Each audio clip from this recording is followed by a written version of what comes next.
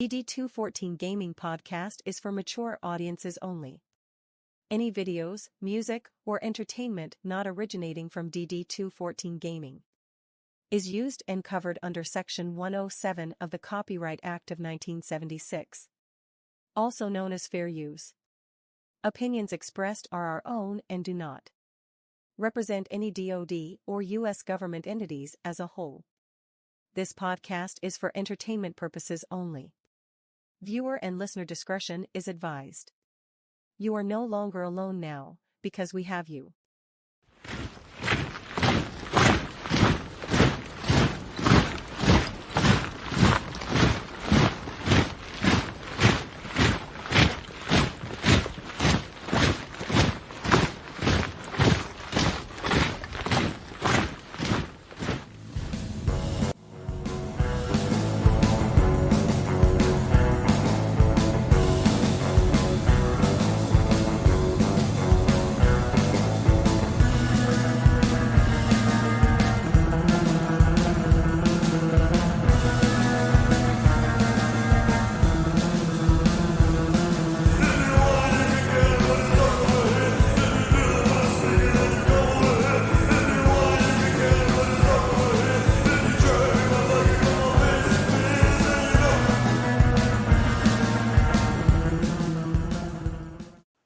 Welcome your hosts, the three J's, Joe, Jonathan, and Jay.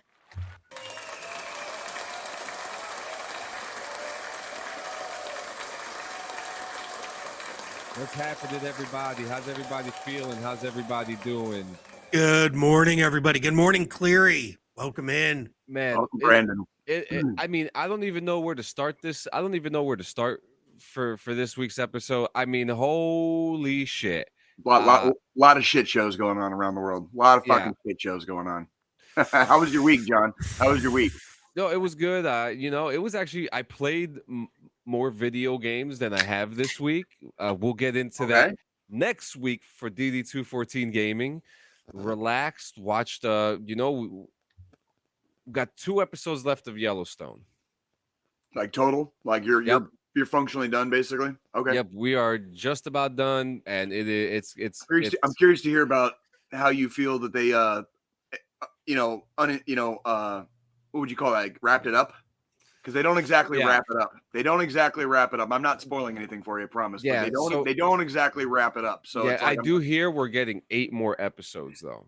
That would make more sense to me. Would make more sense. You'll see when you watch the next 2 episodes, like, boy, do they leave a lot open. From what I'm understanding, there's gonna be like at least 8 more episodes to the show. So I'm just like, all right, let's do it. Let's do it. That makes a lot more sense. Yeah, but I mean, it's been pretty relaxing. I went to a RP wedding yesterday. Again, we'll get into that next week. All my stuff revolved around gaming this week, and then watching the fucking news with everything that's happening this week, man. It's crazy out there. What about you guys? Joe, how was your week, buddy? You've been busy hitting the fucking gym, fucking staying on top of it and shit, right?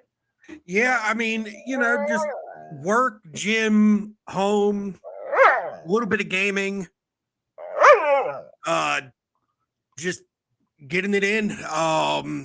So today marks the end of week 3. Okay. Back in the gym. Okay. In 3 weeks. Well, in 3 weeks, I've lost 18 pounds, so there's that. Fuck. Yeah. Yes, dude. Man. Yes, Joe. We had a couple incidents this week where we didn't get in on our normal days. So of course, this morning ended up going over to the gym before the show. It knocked out leg day first thing this morning.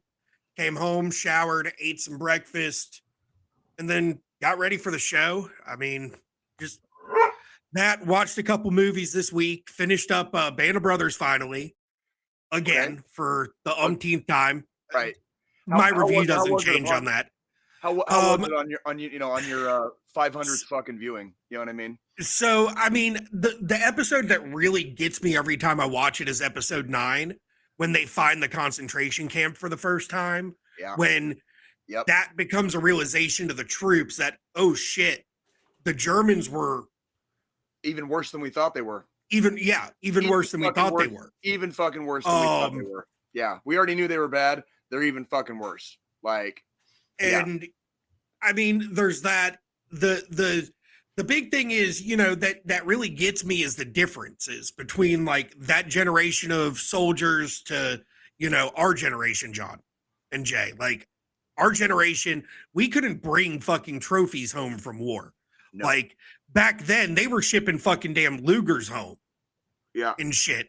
Yeah. If we got caught trying to ship a fucking pistol home from over there, done, son. Leavenworth for fucking life. You're done, son. No war trophies. So, well, and also, and this is, we're talking about World War II. They were drafted, and they were allowed to sign up voluntarily, but the majority of them were just straight fucking drafted. Like they didn't have a choice. Exactly. They got fucking shipped in a tin can, and fucking sent to boot camp, and then their asses got kicked all the way across the ocean, either to Europe or to Asia, and they went off to fight, and they didn't even know when they were coming back.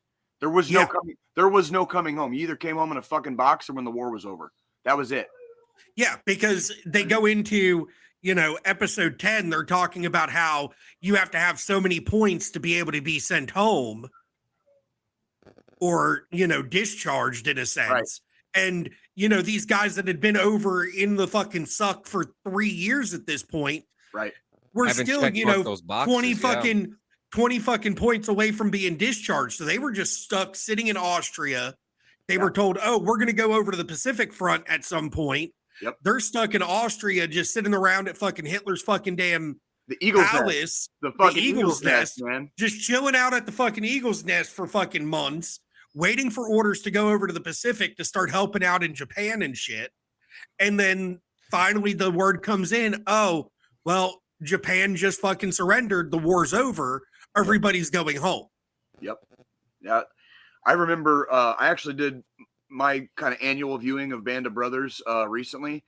And I do remember the concentration camp episode. I cried my eyes out. Yeah. Dude, and I had a long talk with one of my daughters about how like you see the absolute worst of humanity sometimes when you go other places to fight, and like when you see the worst, it does something inside, and it's hard to quantify. It's hard to put into words.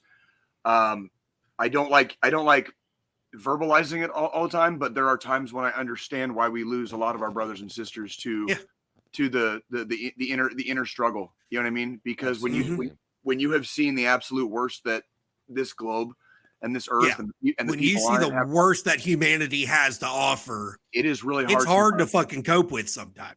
I had a little episode yesterday. No shit. I called a couple of my buddies, and I was trying to explain to my buddies, and they're very understanding. That's the reason why I call them. You know what I mean? But I was trying to explain to them, I was like, nothing triggered this. Nothing happened today. It just, sometimes I get flooded, and that's the way that's the way I describe it, as being flooded. And I don't see it coming. And sometimes I don't, nothing has to happen, and I will just get flooded. And then when I get flooded, there's not much I can do except fucking hold on and fucking write it out. You know what I mean? Go ahead, Joe. So that's kind of the funny thing. So like yesterday, Facebook notified me that it was my mom's birthday. My mom passed away. This Christmas will be 5 years because she passed away on Christmas Day. My coping mechanism was I sat down and watched fucking war movies all goddamn day.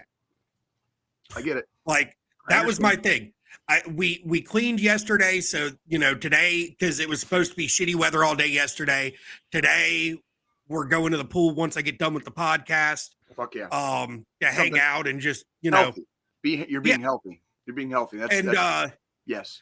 And so yesterday, I did a few things, cleaned up around the house, got all the cleaning done with the fiance. Then I sat down and I watched a couple war movies. Watched. Let's see. So I watched Heartbreak Ridge with Clint Eastwood. Still a great fucking movie.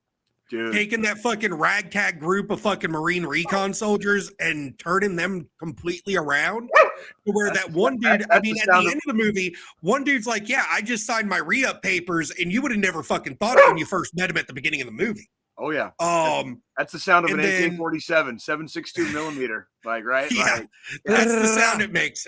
That's the sound it makes. Then watched The Hurt Locker, another good movie. EOD guys, don't call that a good movie. I fucking hate you for saying that. Why? Just kidding. Did you? If you enjoyed it, you enjoyed it. I despise that fucking movie. There's points in it that fucking the NCO in me is just like complete cringe. Right. Because you've got the fucking senior NCO who's just like, fuck the robot, put me in the bomb suit. I'm going to go dismantle it myself. Right. And it's like, bruh. Just rogue as fuck. Just complete fucking rogue. Doesn't give a shit about what anybody else thinks. I guess in that context, it isn't that bad. It isn't that bad. Go ahead, Joe. I'll never watch that movie ever again. I enjoy it. I love you, John. I enjoy the movie from the aspect of when I look at these EOD guys and I know what they deal with and what they have to fucking do for their day-to-day job. Yeah. I wouldn't fucking do that. There's no way in hell you would send me out near a fucking bomb with some wire clippers and say, good luck. Yeah. I'm not. Oh, go ahead. That's the one thing I always liked when I was a fucking MP. We come across an IED, I call in the EOD guys, and I stay the fuck back. We set a perimeter so EOD can go in and clear the fucking the hazard. I never had to get within blast radius of a fucking bomb, unless we didn't notice the fucking bomb and drove over it, and then Humvee goes flying and. Then we're setting a perimeter and checking on the guys that were in the fucking Humvee that went flying. Yep. That's the only time. But we had TTPs on all three of my deployments. We had TTPs and SOPs for what to do if we fucking hit a bomb, and it happened a couple times on a couple of missions that I was on. And we had when I was a mechanic on my first deployment, I was attached to combat engineers doing. Conducting route clearance operations at the time was called RC West Afghanistan. And we had EOD on our FOB for a period of time. And it was just two of them. It was just two. They had their own little hooch. They kind of did their own thing. And then when we went on mission, sometimes they would embed, the EOD would go in their truck and they would embed their truck in our convoy. And so EOD was there and like MARSOC, that'd be the Marine, basically the Marine equivalent of like, I don't know what you call MARSOC. What used to be Marine Recon. MARSOC's kind of not quite. Recon has always been Recon. They used to have a thing called the Marine Raiders, and I'm not as plussed up on what the Raiders were, but that kind of became MARSOC. And I'm not. If you know a little bit more about it, Joe, go ahead, because I'm not as. So actually, you're partially correct there. So the Raiders and Recon joined together now and are just MARSOC. Really? Is that what it is? So it's just one thing now. No shit. That I did not know.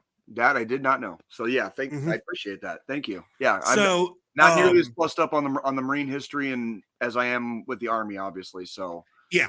So in all retrospect, the Army is the only branch that still has two special ops groups in it with the Rangers and Special Forces. Yep. Granted, a lot of Green Berets have the Ranger tabs also now because that's become a big thing. Yeah, you go to Rangers, you go to fucking Ranger school, you go to Sapper school, you get all the extra training, and then you go through Special Forces qual. You put on that funny green hat, you make it through the Q course, and then you start going through all the other Army schools, like fucking Arcelic and Sniper School and. Some of these Green Beret bad boys out there, guys, like you guys have no idea. Like walking by them in the street, you probably wouldn't even fucking know it was them. But I'll tell you right now, some of those guys and gals, I say gals too, because there's a female Green Beret out there, guys. Did you know that? A lady has officially made it. Mm-hmm. So for all those special, green funny hat wearing guys and gals, dude, there's some bad motherfuckers out there, and they've done some fucking seriously kick ass shit. And like it motivates, I don't know about you guys, it motivates the fuck out of me just knowing those people are on our side. And they're not like a certain PMC in fucking Russia, Wagner, right? Just fucking trying to take over their own fucking country because they're more trained or something. I don't fucking know what the fuck's going on in Russia, but Yeah, but yeah, it really gives me a fucking chub knowing that like those are our boys and girls. Those are our boys and girls. So so went from finishing up Hurt Locker, which my score for Hurt Locker, I'd give it a 6.5, 7 out of 10. You're being too somewhere generous. in there. Oh yeah. Okay. If John didn't say it, I was. it's the thing is we all have our own likes and shit. There's a lot of stuff that bugs me in that movie with the way they do things, and the way they move. A lot. Like a lot. I will say this: there was one scene that they nailed 100% down. I know John already knows what the fuck I'm going to say because I've said it multiple times on this podcast before. Cody, it's okay, buddy. Will you relax? It sounded like someone was fucking moaning for a second. He is. He's being Cody. Poor Cody. No, the scene at the end, towards the end, where he's in the fucking supermarket and he's just like staring at like the lights and the fucking all the food on the fucking shelf, and he's like lost in the sauce after he comes home, and he just does not belong at home anymore. That was good. That one they nailed that. Yep. They nailed that one. Like that's like. I don't know about some of you guys and gals out there, dude, but for some of us that have been in the service, and especially if you've done some time away from everything, and and you don't have to be deployed to spend time away. Trust me, you know what I mean. Yeah. But it's when you come home and there's like hot and cold running water and 500 different selections of fucking cereal on the shelf, and like people are crying about dumb shit, and you're like, what in the fuck is going on, dude? Like, I don't even know. This is exactly where I grew up, and everything is the same. It feels so wrong. It's not the same anymore. Yeah. It's just not the same. It's like everything just inhabits this like weird shade of gray, and like nothing is in color or black and white anymore. Everything is gray. It's like it's like in fucking A. It's like fucking Wizard of Oz. Like when it goes to color and then goes back to black and white, at the end of the movie. It's like the colored part was like Afghanistan or like being in the army, right? That was like the part that was in color. And then you come home and it's like everything goes back to black and white, and you're fucking crying for Auntie M and Hello, shit. darkness, my old friend. Yeah, dude. And we're just sitting here like, what do I do now? But then went from Hurt Locker to watching Lone Survivor. Okay, tell me about that one. Definitely going to have to read the book because the movie was good. My fiance, she'd seen the movie before. I've never seen it. Surprisingly, for it coming out. Well, it came out right around the time I was ETSing out of the Army. I was in. I've never seen it either, Joe. And it's one of the ones that I just kind of missed. Like I've missed that one. I've never seen it. So was it good? Did you like it? It was actually really like edge of your seat the entire time. Oh, yeah. And it captured a lot of the terrain and what you see in Afghanistan correctly. When you're in the mountain ranges and shit, you could clearly tell they weren't in the Afghanistan mountains. But it looked close enough. It looked close enough. No, Paleo Giant. No, I did not watch it with my mom. Did you miss that part?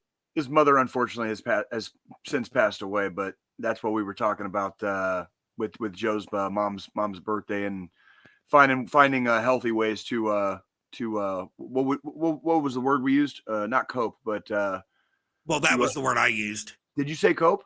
Yeah. So kind of like to get all the feels out, right? Get all the feels out. The way I cope with it is just, I sat down and I fucking watched people get killed. Fucking A.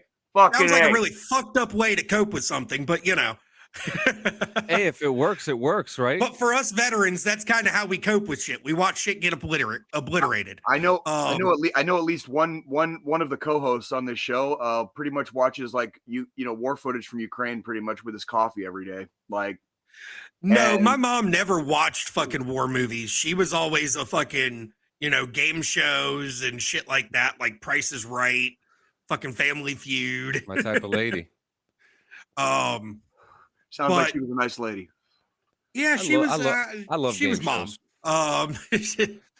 But Lone Survivor definitely was like, it was Navy SEALs.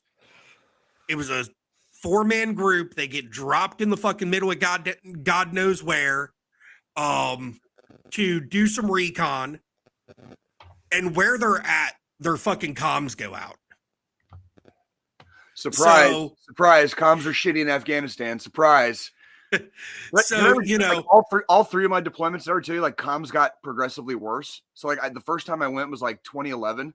Comms were shitty. I went again in 2016. It was like comms were even fucking worse. And then when I went in 2018, comms were like even fucking worse than that. It's like how the fuck did our comms get worse as the war fucking like dragged on? You know what I mean? Yeah. Like, so wrong. Try again, dumbass. So I mean, the movie definitely captured the side, like Marcus Luttrell, his story great. From what I understand. And I did some digging into it after watching the movie, and of course they Hollywooded the fuck out of it. Yeah. Even he said it. Yeah. And he said he was okay with that because it was Hollywood. He was just happy they offered to let him fucking be in the movie. Right. Like well, and when you go through, especially as a survivor, him being a survivor, that's literally in the title of the movie, right? Like, yeah, when you're a survivor of something just completely fucking horrific like that, you know what I mean? It's I find oftentimes that I struggle with I want people to hear our stories, but when I'm out and about, when I go places, nobody asks, nobody wants to really know. And if we don't tell our stories, we are doing a disservice not only to ourselves, but the people that came before us, the people that followed after us, the people that are serving right now. We're doing a disservice if we don't talk about it. And I love that you say that because one of my favorite military movies, which came from a book, was Jarhead, and I think we've spoken about this before. I actually read that book. I read that book during another good movie. It's right over there.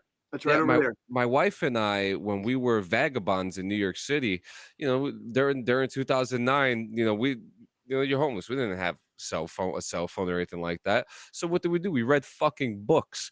And Jarhead was the first book that I picked up. And I remember reading the book and noticing like all the shit that he was talking about. And it wasn't just war. There's a whole portion of the book where he talks about a woman that he fell in love with and never saw again till the end of the book. A big piece of the story, which I think would have been great in the movie itself. Yeah. But the movie, like the book itself, if you haven't read that book, Squilini, I highly suggest the Jarhead book. It's actually really fucking good. And Anthony Swofford actually came out with a bunch of military novels too that I haven't read, but they're out there. Yep, absolutely. Yeah, I mean, I liked the first Jarhead movie. They just tried to overdo it when they released like fucking 2, 3, 4, and 5. Yeah, those don't count. Those don't fucking those weren't even because with those ones they were trying to go the route of the fucking Marine franchise that WWE came out with John Cena and The Miz. Jesus Christ. Which he's not here. He's not here, John. He's not here. Go ahead, Joe. But no, Lone Survivor, it was a great movie overall. It was a really touching movie. And then, doing some research after watching the movie and found out fucking Luttrell fucking pretty much shattered his back in the process during this mission. Yeah. Oh, yes. Everything had to get fused together, and then he goes right back in and goes and does another fucking mission. Yeah. And then after that next tour, he was like, "Yeah, no, I can't do this anymore." I will never forget how shitty my first deployment was, and it was a 12-month. We were still doing 12-month deployments at that time, and then I came home and I took like 30 days of leave, and then I shit you not, like I was on this deployment and I was ready to like not re-enlist. I was ready to get out of the army and just like fuck the world, fuck everything, like fuck the army, fuck everything, right? Mm-hmm. And I took my leave and I took this like 30, I've talked about it a couple times. I took this like long ass, like cross country road trip by myself. And when I got back to Fort Leonard Wood, I was like, all I wanted to do was go back to Afghanistan. Like, I was like, this is that place is where I belong for some reason. And I'm going to do everything in my power to make sure I get back there. And that's pretty much what I did. I directed my career like at great cost. At great cost. Yeah. I like literally like shoved my entire career like over this way just so I could have a better shot at going back. And like everybody thought I was fucking crazy. And I probably was in a way. But it was like, you're gonna go back to basic training just to be infantry? Yeah, I am. And then like, and I just so happened to land at Fort Carson. And I ended up getting two more deployments, and I got exactly what I asked for.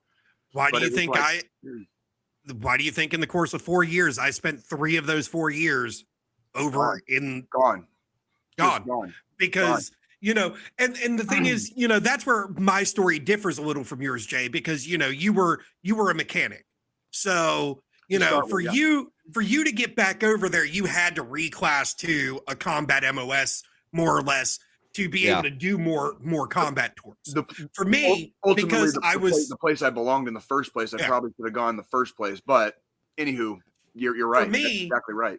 For me, more or less, because I was an MP, and at the time MP was a combat MOS, I just had to find units, and still is. I just had to find units that were deploying that needed an extra body and fucking volunteer.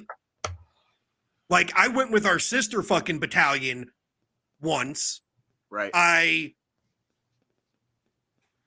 So my first tour was I showed up to my duty station, first duty station fresh out of MP school. They were getting ready to go on orders. So I got lucky and got put on orders right away to go over. Came back. Our sister battalion was getting ready to go over. I went up to my CO. Well, I went to my first sergeant. First sergeant got me with the CO, said, hey, I want to go back over. CO looked at me like I was fucking nuts. I said, no, I'm dead serious. Put me back. Put me in, coach, kind of situation. Yep. He contacted our sister battalion CO. They were like, yeah, we could use a fucking extra body. And, you know, that battalion hadn't been over yet. So I had combat experience. Nobody else did. Right. And you take that with you. Like you wear it like a badge. Well, it's like, so I went in and they actually, even though I wasn't part of that battalion, they attached me to them to get me back over there because I requested to go. Mm-hmm. They ended up giving, that was right at that time, I had just made E5. Okay. Yep. So they had just finally made your stripes. You're literally, we got back. We were back for maybe 2 weeks. I got fucking promoted. Baby Buck Sergeant Joe. Baby Buck Sergeant Joe. But because I had combat experience, they gave me a fucking platoon. Oh, yes. They ended up because what happened was one of their platoon sergeants was actually hurt during training. So they were like, well, Squilini's got fucking combat experience. He might just be a fucking E5 and not, you know, E6 or E7 where you would typically get platoon sergeant. Right. They said, let's give the guy with combat experience a platoon and see what happens. So he can and see what fucking happens. Right. Exactly 6 months into that deployment, I got fucking battlefield promoted to fucking E6. Too easy. So like, no shit. Like, see, you know, we were talking about like taking your experience with you. So like, I did my first tour as a mechanic. Joe, put some clothes on. Yeah, Jesus, man, are you going to the fucking beach today or what? What the fuck are you doing? Like, these are my damn swim trunks. God. I love you so much. God damn it. Gotta get sun on them fucking white ass damn thighs. God damn it. Oh man. Be glad I'm not sitting here in my fucking Speedo. Dude, one of these days I welcome it. We should totally as do your producer, I welcome it. Dude, we should totally do an episode where we all like just have our shirts off one day, like just like the trash that we are. You know what I mean? Like, you know what I'm saying? Like, anywho, so like my first deployment obviously was a mechanic. So my next two were as an infantryman, but I took experience from that first deployment as a mechanic, and I actually helped write some SOPs and some TTPs for what to do when we were in a convoy, because I had a year already in Afghanistan doing literally nothing but convoys and looking for bombs and like, what do you do if we get blown up? What do we do if what do we do? What do we do if we get into a tick, whatever? And it's like I had already been there, done that, as well as several and many of the people that I was with on those next 2 deployments. Like a lot of people on those deployments had already had multiple deployments too. Like this is like by the time we got to like 2016, especially in 2018, it was like everybody had been more than once except the privates, except the fucking privates. So it was like everybody was fucking like battle tested, fucking hard as fucking nails, dude. Like, your fucking dick is fucking like saluting the flag fucking first thing in the morning every fucking day. You know what I mean? Because we're fucking back. We're back. We're back. My dick still does that, but me too. Beside the point. Me fucking too, bro. Like I'm 42 years old. My dick still works, and I don't fucking need Viagra for it, dude. Like I'm thanking my lucky stars. Let me tell you. Okay, I'm thanking my fucking lucky stars. But anywho, you do take that experience with you, and it's important for the successive generations of soldiers. As you age in your career, and the new and fresh guys and gals are coming in behind you. It is up to you to fucking show them the way. Yeah. And that's why I was so very fortunate to have the opportunity to be an instructor at BLC the last 2 years I was in the Army, because I basically just got to fucking brain dump everything I had learned in almost 12 years in the Army on my students. And I did every fucking class cycle. I dumped as much as I fucking could into these kids because I knew my time was coming. And my time came, and now, I'm just Jay Campbell. I am no longer Staff Sergeant Campbell, right? So it's like it's important to learn those lessons. Go ahead, Joe. Go ahead, please. So this is where I have to ask you, Jay, because my career path where I was going before I got hurt and had to get med boarded out. Right. Obviously, I was med boarded as an E7, but what happened, and I mean, I told this story when I was on the show as a guest fucking many moons ago. I got med boarded out as an E7, but what it was my unit just got put on orders. It would have been my 4th time over. Right. I'd have had 2 Iraq, 2 Afghanistan at that point if I'd made it over. I know guys with that freaking badge. I know guys with that fucking badge. And when I came back, because I had my master's degree, I had already done my OCS packet, got selected to go. You were getting ready to go. Was going to go.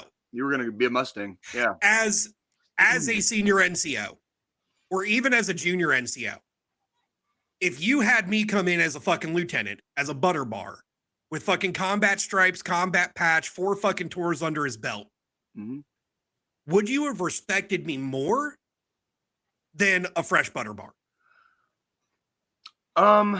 That's hard because I had experience. I probably don't have a very specific response to that, but I can tell you I always did the same thing. Platoon sergeant, PLs, squad leaders, team leaders, whoever, I would watch them. I always watched the people that were in charge. So it would just be a matter of, if you came with all of those decorations and awards and basically like the story of your career, you would watch to see how I carried myself, how I acted as a leader. That's before you would make any decision.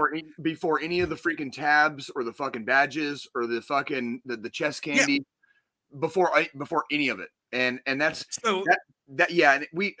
And I've been around some fucking heroes. Like I'm talking like giants that walk among us, right? I completely get. And some of them I don't like.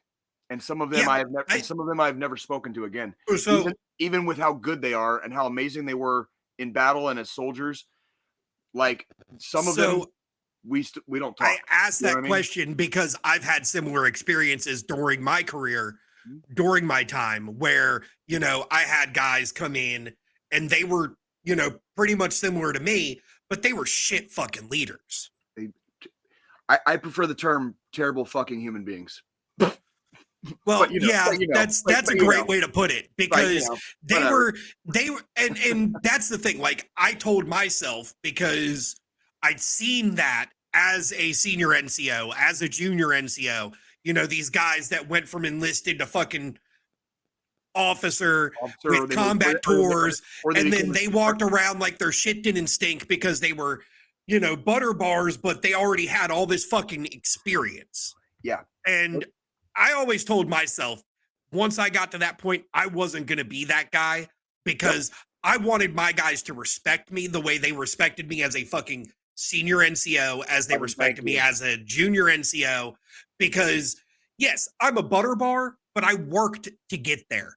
Right. I didn't just go to college and come straight the fuck in. I worked my way up. Right. Well, because the next step for me would have been fucking master sergeant or first sergeant from where I was at anyways if I didn't go OCS. Right. And I told myself literally the same thing. I said, if like I had some, and by the way, I had really good NCOs too. You know, what I said earlier, you know, we're talking about a very precious few. You know what I mean?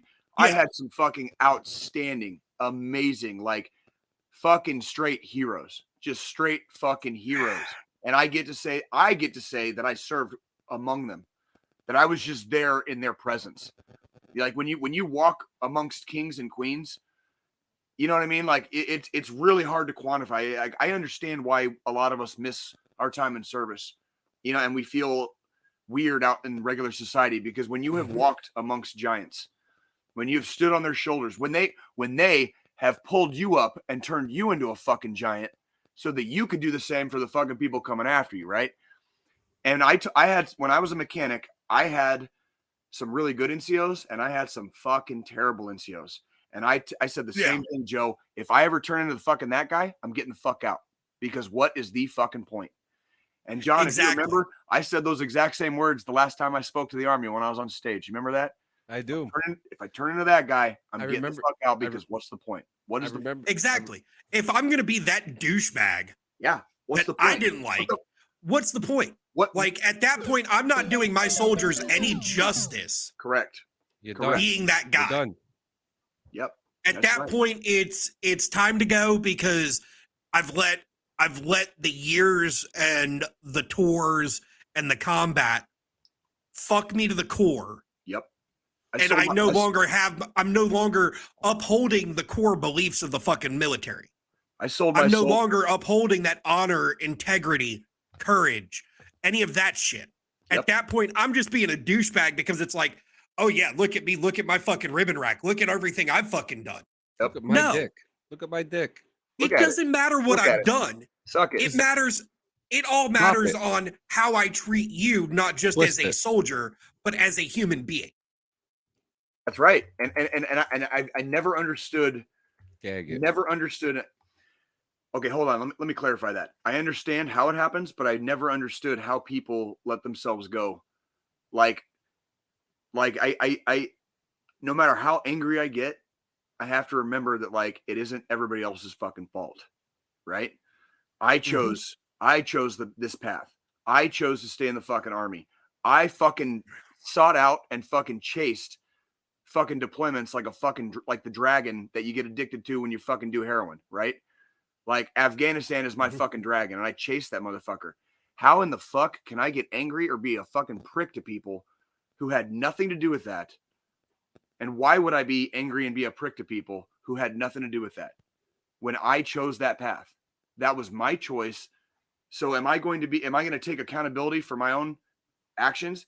In some ways, yes, a little selfish maybe, but selfish or not, am I going to take accountability for it and be like, Jay Campbell as a civilian can still be a fucking decent human being and not a complete fucking assbag prick, right?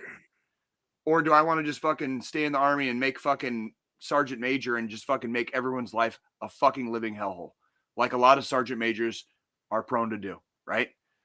Like, I would say most of the senior NCOs that I didn't like were, fucking first sergeant and above. I don't know what happens between. I always said it happens on the NCO side at around the rank of sergeant first class, so E7. And around the rank of major on the officer side. Something happens and it fucks a lot of people up. I call it the power trip. Whatever it is, I don't know why it took them that long either, because there's plenty of ranks along the way, either on the officer or enlisted side, where you have plenty of fucking power. When I was a staff sergeant, man, there were some fucking periods of time where I was like, I was a god. Like I held the power of life and death in my hands. very, very, very, very carefully, obviously, but it was there. Yeah. That power was all mine. I was making the decisions. I was calling the shots. You know what I mean? And that was at staff sergeant rank. That's E6. That was a staff sergeant rank. That wasn't even. I didn't even have my own fucking platoon. All I had was a fucking squad, right? But I was the one that held that crown, right? Like that magical diamond, right? I didn't need to be an E7 to have that kind of power, And I think maybe that's the difference with the people that lust for power, is they don't realize the power that they have along the way. They're so thirsty for that, whatever it is. They're so thirsty for it that they miss the fact that you have so much more along the way, and you can never forget don't ever forget what it's like to be a fucking private. John, what are you laughing at? I wasn't laughing. I was yawning. No, I'm sorry. I thought you were sorry. I did that because I'm watching the fucking live stream and my camera keeps skipping in the live stream, so I removed my background. Oh, you're fine. You're fine. I'm fucking yawning. Fuck you. This, I'm sorry. Are our stories boring you? No. This is one of the first times we've ever chatted about shit like this on the. This is what it is. This is what we were exactly supposed to turn into. Exactly what we talked about, isn't it? I like talking. I love talking shop. I'm not gonna lie, and I don't get to do it I don't get to do it very often. And I don't think a lot of people get the opportunity to do it, especially in formats like this. Because a lot of people, when I speak to other veterans, they're kind of like, yeah, no, I don't want to talk about this or that. There's a lot of them that don't want to talk about it, but there's a lot of them that do want to talk about it and should take advantage of the podcasting platform to, use as a diary of some sorts. You know what I mean? In some manner, bare minimum. One of these days when we fucking croak, there's going to be hundreds of hours of us fucking talking and shooting the shit on the internet. And I think there definitely is something to be fucking said for that. There is something to be said for that.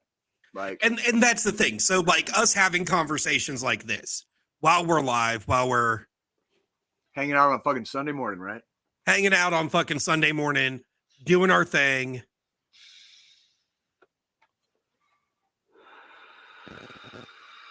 I like what they said. That's yep. First sergeants and sergeants major are supposed to fucking ensure the quality of life, but boy, do a lot of them miss the mark, right? But that's okay. Go ahead, Joe. But at this point in our lives, us sitting here bullshitting and talking like this on a podcast, this is just immortalizing our stories. Right. This is immortalizing what we've been through, what we've seen, what we've done. Right. So, and it is important to do that. One day, like was said, one day when we've all croaked and the show's done for, and this is, totally going to happen, by the way. Just food for thought. 10 out of 10 people die on a long enough timeline. We all got it coming. Huh? Exactly. And the thing is, when that does happen, a new private might stumble across the fucking show. Right. And start watching the backlog and hearing our stories and hearing our gripes and hearing, our pain points. There's some eggs, man. And there is. When we've gotten up to in the last few years, John. When we're on Mars in the next 100 years, fucking fighting the goddamn alien invasion, they're going to be talking about us like they fucking talk about the fucking World War II guys. You know what I mean? It's just a little bit. It's just going to be a little bit different because we weren't saving the whole fucking world. You know what I mean? They'd be And at the same time, when they're talking about us like they do the World War II guys, it's, this show is making us a part of history at some point. That's correct. Well, we were part of history. We were part of history. Well, yeah, we were. Especially, I literally marched with troops in the same place that Alexander the Great marched with troops in fucking Afghanistan. How many people get to fucking say that shit?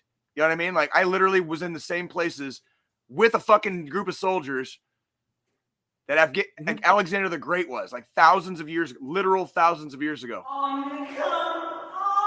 That's what I'm talking about, dude. History. Yeah. We made it. We weren't part of it. We fucking made it. We're making it now. But see, the thing is, fucking A. Talking about Band of Brothers, where, each episode started with the actual guys talking. Mm-hmm. And then the end of the show, the end of the last episode was them talking a little bit more about each other and how, we kept up with these guys. This guy disappeared off the face of the fucking earth for a bit. This guy died in a fucking car accident 4 years after we got back to the States. Yep. This, that, and the other. This one works at a supermarket. This one's the business owner. Yeah. I always love that. What was the guy that they said when he passed away, there was like 6,000 people at his funeral, and it was a testament to his character. Like when I read that shit, like when I watched it a few weeks ago, I cried when I read that because I'd forgotten that part. And it was like however many thousand people came to his fucking funeral. And it was a testament to him and his character. Like that many people showed up to say goodbye. You know what I mean? Like that's a bad motherfucker right there. That's a bad motherfucker right there. Like back in 2001 when Band of Brothers came out, HOOAH. Back when, I was delayed on that because I was mid fucking sentence. Go fuck yourself, Jay. I hope you choke on your fucking Coors Banquet over there. I am.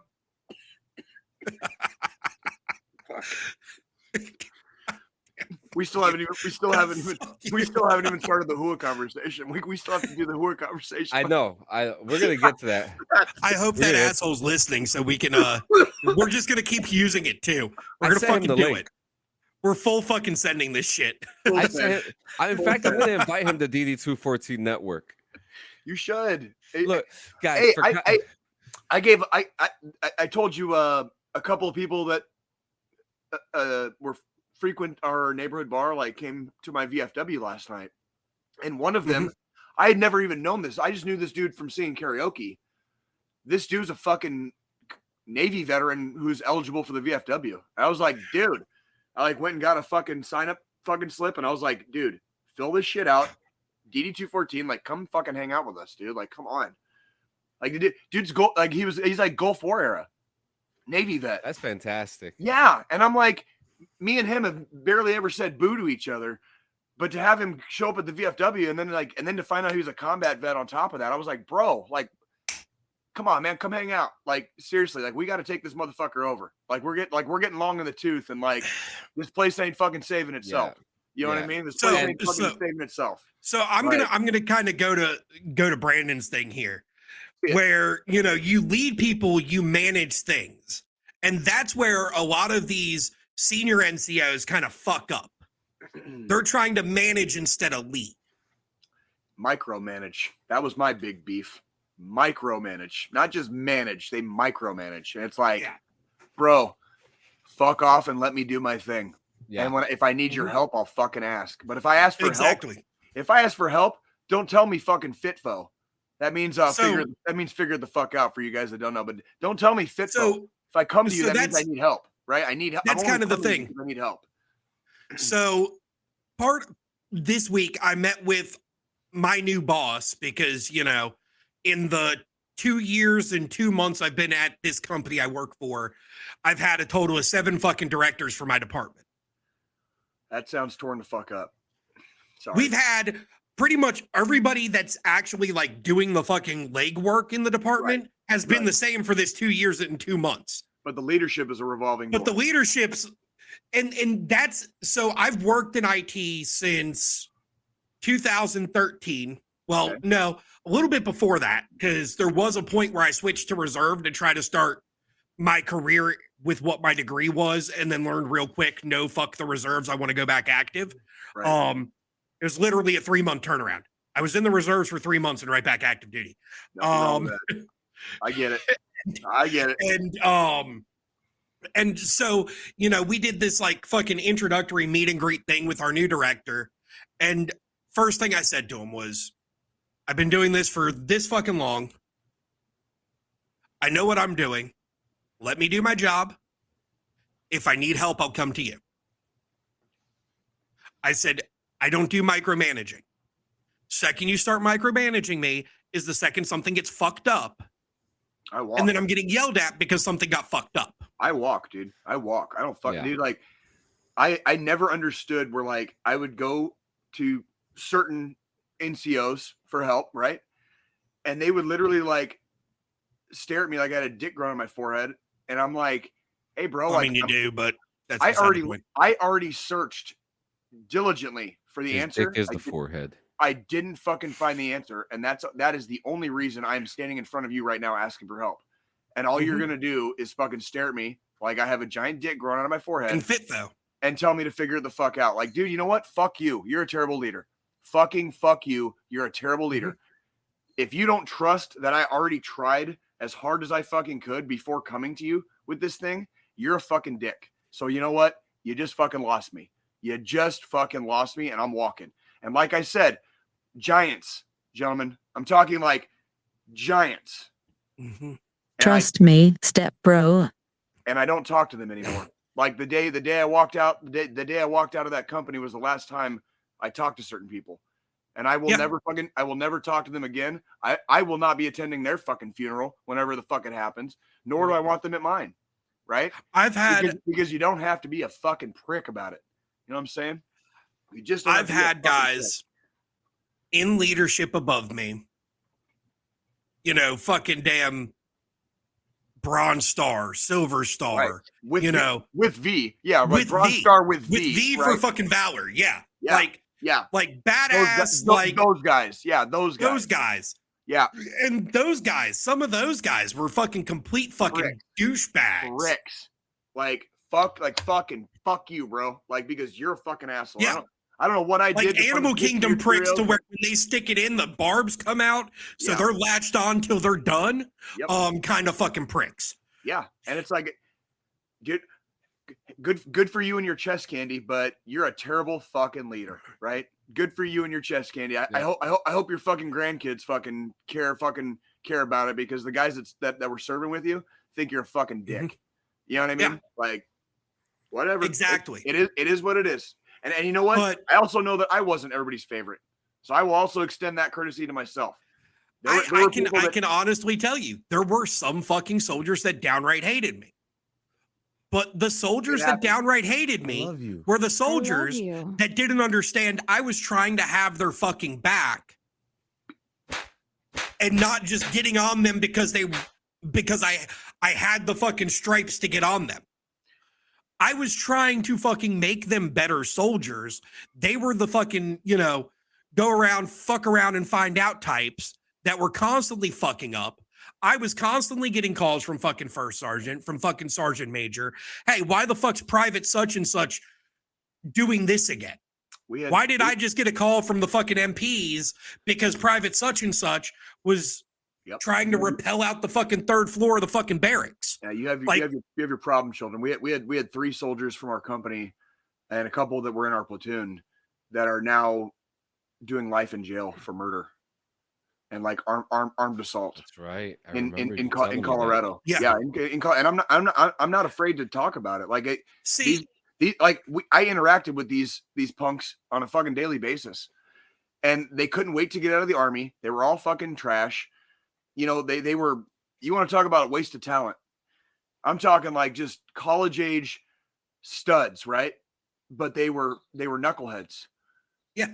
And one of them went to jail for armed assault and robbery with using a fucking AR, and two of them are doing life for murdering a fucking coke dealer.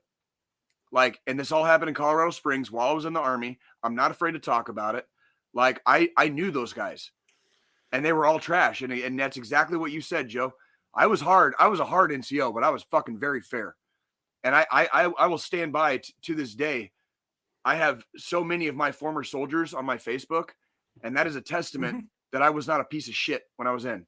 That is testament because other people are choosing to involve me in their personal lives, at least as far as social media is concerned. That's testament that I was not a fucking piece of shit. So I've got one soldier on my Facebook, and one of my prior soldiers, and he was one of those privates that was constantly fucking up. Right. Like, it seemed like every other week he was getting a new fucking Article 15. Oh God, yes. This guy, after extensive fucking coaching and, literally I took the kid under my fucking wing. Cool. Okay. I like where this is going. He is now a fucking first sergeant. Holy fucking shit. He literally turned himself fucking around He picked himself up by the fucking bootstraps and went full fucking HOOAH. Fucking send it, dude. And he was one of those where, you know, his parents pretty much told him college or join the fucking military. He didn't have the grades to go to fucking college right out of high school. He would have been homeless if he didn't join the fucking army. So he had, you know, he had his own personal issues because he was pretty much forced into a decision. Sure. And he fucking turned it around. Good for him. That's and today he is a first sergeant. Yeah. That's fucking dope. That is fucking dope. And that is exactly how it should be in the army. Like that is the kind of success story the army should be building on itself. You know what I mean? Like that's really all branches. Those are the kind of success stories that should make it into fucking recruiting campaigns. That should be a fucking movie. The torn up fucking soup sandwich fucking shitbag turns into the fucking greatest leader the fucking free world has ever fucking known because of like one leader that gave a fuck, right? Like, so just saying. But see, the thing is, his story is not over yet. That's right. He's still writing it. And because he's still fucking in. He just finished up. Because you were there. He just finished up his fucking master's degree in business administration. And he's working on his OCS packet right now. If that dude's dick was out, I'd fucking suck it right now. So, I mean, and that's a testament to good leadership that he had, and a testament to he didn't forget what it was like to be a private. That sounds like a humble dude right there. A humble individual. So, you know, and every time he's in town, actually the other weekend, I think we were going to try to shoot for an go live earlier on a Sunday, and I had breakfast with one of my prior soldiers. That was him. Oh. Because he was in fucking town. Okay. He hit me up. He's like, yo, he still calls me fucking, still to this day, every time he messages me, hey, Sarge. You're never going to not be his Sarge. Like motherfucker, I'm that dude's going to make like Sergeant Major. He's going to be an officer fucking someday. And like, you will always be Sarge. Because I was a positive influence in his fucking life and led him down the right path. I wasn't a fucking tore up, jacked up fucking leader that just kept fucking up and just kept getting on him. I mean, there were a couple times I made this motherfucker push until I couldn't fucking stand anymore. I was sitting in a fucking chair. Hey, we all got it coming. So just like death, when you're a soldier, everybody fucks up. Yeah, I've gotten scuffed the fuck up a couple times, and I deserved it every fucking time. Same here. I deserved it every fucking time. And I think the people that don't get it in the army are the ones that can't recognize that, like, yeah, you fucked up, bro. Like that. Like that I think it's the ones. It's the ones that didn't get scuffed up are the ones that become shitty leaders. Nobody's perfect, and if you think you are, you're dead wrong. Because I think you're right. I'll tell you someone who I got scuffed up many a fucking times. And the damn thing is, I went through basic training as a fucking spec. Right. You know, I was a specialist through basic training, came into fucking, you know, did a tour to combat, came out of combat, got fucking E5 within the first year and a half of service. Which is insane. But it happened. What did you say, But it John? happened. What did you said something a couple seconds ago. What did you say, John? Oh, I was saying I know someone who thinks he's perfect, but he's not. Oh, okay. I'm not talking about you, Jay. No, I know you're not talking about me. No, you're perfect. You're an angel. Oh, if it's who I think it is, the fuck I am. Are you kidding me? I'm the fucking dude. Like, no, I have. Is it somebody we all know? I have all. No. I'm not talking. Okay. I am talking about someone specific, and his name is a name drop. Fuck yeah, Putin. Putin. Winnie the G. Good old Vlad. Wait, what the fuck is his name again? Oh, his name is Igor. His real name, Igor Zatreski. Are you talking about the fucking Wagner fucking PMC guy? No, I'm talking about the fucking HOOAH bitch, the HOOAH hating asshole. Oh, his name is Igor. Yeah. Is he Russian? Is he Russian? So we're going into this. He's Ukrainian. Good for him. He's an 11-year active duty soldier who right on thinks the word HOOAH is disgusting. I don't think it's disgusting. I think it's funny. So that's why we use it sarcastically, right? Like that's the fucking idea, right? Like what did Igor pontificate on why he just has an absolute distaste and disgust for that particular word? Oh, I have the whole conversation right here. I'm not going to go through the whole conversation. But he says he hasn't used that word in 7 years because he finds it incredibly annoying and demotivating for today's army. He has a high issue with that word, and he thinks it breaks up people instead of bringing them together. Interesting. What is his MLS, or do you know? He doesn't say. He doesn't say.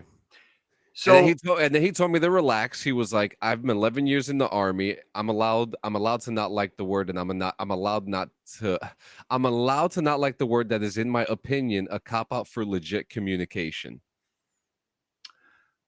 Fair in certain regards. I guess that's fair in certain regards. Certain regards. I was not a fan of HOOAH either, like at all. Like I don't think I don't think anybody is. Who is? I think that's kind of like. It's like when you like when you like pan fry a steak, right? You know, and you put some like onions on it, and like it like has to like, you know, when the heat's on, it has to slowly melt, you know, so you get like the flavor, you know, all the way through. And HOOAH is one of those words that, like, it takes time. It really takes. There's a whole history behind why we say fucking HOOAH, and we know how fucking stupid it is. But over time, and the longer the time goes, when you can like really appreciate like just the serendipitous like vibe of it, we're like, hey, we got to go do this again. You know, like you can speak the entire English language with the word HOOAH. Yeah, and it's like I would rather use less words. I'm kind of a knuckle dragging caveman myself, so I prefer to use less words. And if I can use one word that can just express every emotion in my body, I'd rather fucking use that one. You know what I'm saying? Like it's like, hey Jay, your test scores came back and you got like a 30%, dude. You know, like it's like, bro, it's like the word fuck. It's like the word fuck. I do agree that he does have the right to hate the word. I also agree on that. He's been, you know, grown man, whatever. You could be a HOOAH hating fuck all you want. And as an NCO, he has the right to not teach that word to his subordinates. Absolutely. That is his right. That is his army that he is creating right now, because he is still in. So like I can't talk shit at all about that part. Although I would encourage him to re-examine the beauty of HOOAH. It's traditional. It's been around since 1841. It's a battle cry. 1841. 1841. Yep. I remember hearing that a lot of our modern HOOAH expression comes from the 80s and 90s Ranger Regiment, where they would say heard, understood, acknowledged. So yep. HUA. Yep. And it, you know, HOOAH basically, and like that's the more modern equivalent. But did we really say fucking HOOAH in the goddamn Civil fucking War, dude? Like seriously? Like they said it was used more as a battle cry then. Yeah. It's like it was like the fucking Navy's got goddamn HOOAH, right? Yeah. And the grunts. Marine Corps. Is that Marines? Is HOOAH? Marines is HOOAH. But there's another service that has like a somewhat similar, just it has an H on it. It's super HOOAH. That's the Navy. That'd be the HOOAH is the Navy then. That's HOOAH. HOOAH is the Navy. HOOAH. The Navy says "yah" instead of "rah." Might be Marine Corps. Might be the coasties. What it is the Navy says "HOOAH." The Marine Corps says "rah" because it kind of sounds like grunting. Yep. Yeah, but yeah, that, you know, But that, this I'm calling him the HOOAH hating fuck. I mean, you don't Dude, don't call the Ukrainian guy a HOOAH hating fuck. Fuck him. God damn it. He's American now. He's no longer Ukrainian. We can call him the HOOAH hating fuck. Yeah.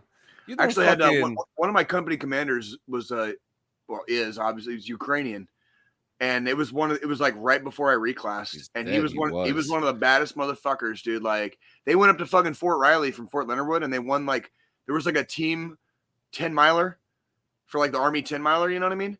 But you had a team. Our fucking team won. Out of all of Fort Riley, and we were attached, our brigade was attached to Fort Riley.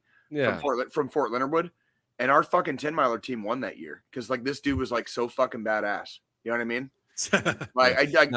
Not even fucking joking. Yeah. Now what's funny about this story is that because this whole thing happened in an RP server, in a Discord RP server, this argument, and several minutes later, that server is overrun by veterans. The owner of the server is a Vietnam veteran himself, and everyone, HOOAH, HOOAH, HOOAH, HOOAH, HOOAH. It was it was non-fucking stop. And then so this is I'll get into this next week. I actually pissed him off in game because I did something to him that made him lose his job. So now you're just fucking with him. Now you're just fucking with him. Well, I didn't know until people told me he was looking for me because I bashed his newspaper on my own newspaper, which was 10 times better and way better. So he's out to look for me. But I mean, that's just, I hate the fucking word, okay? We hate it. We all do. We are veterans, and there is tradition. There is a tradition in it, okay? I fucking say it to my kids. So as you guys know, I'm working on my own production stuff, and I'm actually working on an upgrade to my podcast, Cleaning Friends, and there's going to be a broadcast show with it. Fuck yeah. And I have no details right now. I have to keep that all under wraps because I actually have hired a whole crew. One of these days, John, you're going to have me as a guest on one of your shows. I still have that interview we had. What interview?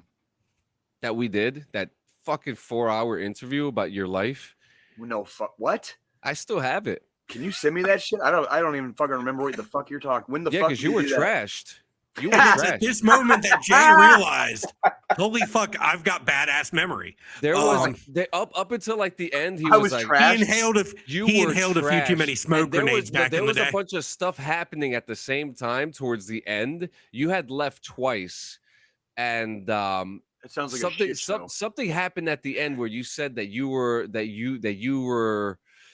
I forgot. I think you were losing control or something like that. I don't remember, man. Holy shit. I have it unlisted on my channel, but I'll fucking bring you guys on Cleaning Friends to do a powwow because it has to be done because there's other things that we need to talk about. Well, there's things that we do not delve into on this podcast. A lot of times we talk a lot about ourselves, but we really don't. We don't even scratch the fucking surface. We don't ever really go too deep. You know what I mean? And that's that is the nature.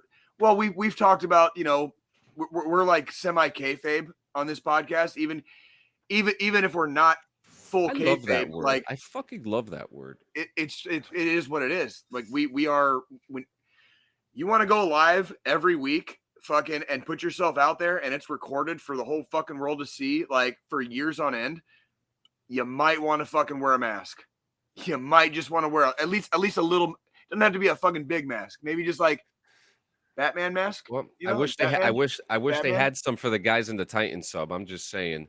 Oh, fuck those guys, dude! Oh my god, dude! Look, first of all, the sequel to Titanic. Tech guy's got to talk first. Tech guy's got to fucking talk first on this shit. Please. I'm gonna go get a beer. Fucking. I will be right back. I just put a dip in. I'm taking it back out. I'm grabbing another beer. Let's do a short intermission real quick. You got I got the commercial right here that I could say. Yeah, run that commercial real quick. Let me grab a fucking toothpick and a beer. I got you, man. I got you. Are you ready to witness the electrifying, action-packed, and unpredictable wrestling program on YouTube? Get ready for XVPW, the greatest call wrestling extravaganza that will leave you on the edge of your seat. XVPW brings you the best in creative, animated wrestling where larger-than-life characters clash in the ring and deliver jaw-dropping moves that defy gravity. Each episode of XVPW is a non-stop thrill ride filled with epic showdowns, intense rivalries, and shocking twists that will leave you in awe. The talented team of creators pours their hearts into every match, ensuring an immersive and unforgettable experience for all wrestling enthusiasts. Witness the birth of legends and the rise of underdogs as they compete for the championship glory. XVPW showcases a roster of unique, original characters with their own backstories, personalities, and signature moves that will leave you cheering for your favorites and booing the villains. Tune into XVPW on YouTube and get ready to experience the excitement, the drama, and the adrenaline rush of the greatest creator wrestling program ever created.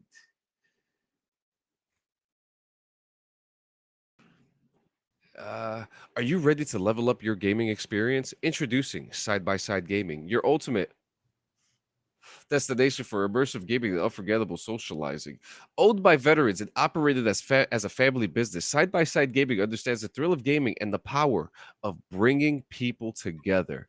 Located conveniently at 1502A Lakeland Boulevard in Mattoon, Illinois, we offer an unparalleled gaming environment with both PCs and consoles right at your fingertips.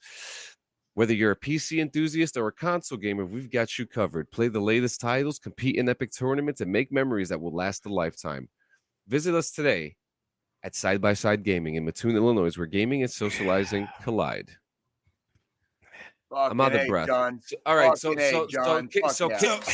it off. Kick it off, Tech, because this whole thing relies on technology. Okay, so we're gonna dive back into a little bit of my background here, which is a fucking engineering degree, and also common sense. Also, how does that whiskey taste? It's very low proof, so it's a super smooth whiskey when just doing it neat. Just asking.